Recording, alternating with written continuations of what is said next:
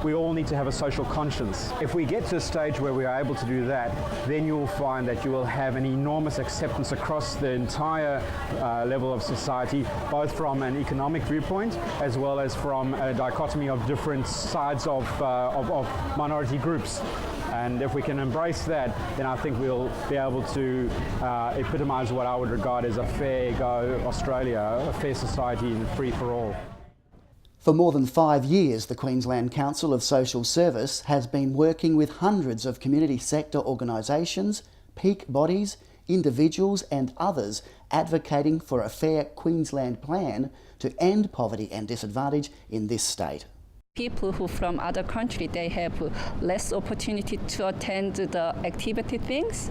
So I think it will be good if they can involve more activity or more community things. Yeah. Well, I believe that for a place to be fair, it must be free of discrimination of all kinds. So if we don't have discrimination, it means everyone will get a fair go. Everyone gets a fair start, everyone gets a fair deal in life.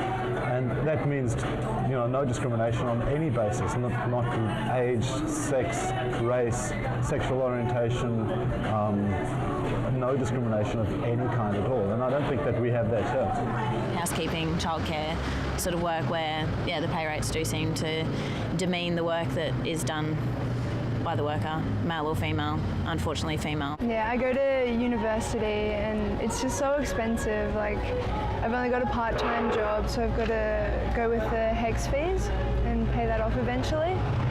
Different cultural groups, some of them are discriminated against.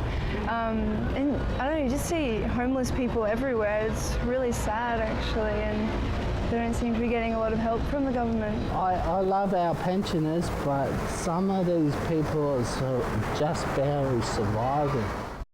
At last count, an estimated 10.6% of people in Queensland were living in poverty. This represents around 413,000 people. A fair Queensland would be good for all Queenslanders because we'd have an additional $11 billion in the economy. Currently, we're losing $11 billion in productivity because people can't participate.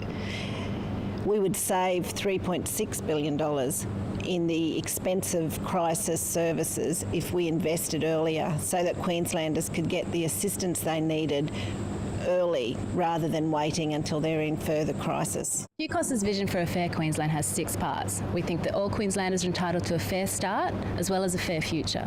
We think that all Queenslanders should get a fair chance and a fair deal. And finally, we think that all Queenslanders should have a fair say and fair access to services. So QCOS's vision for a fair Queensland is that it's a safe and supportive community with equitable access to opportunity and services for all Queenslanders.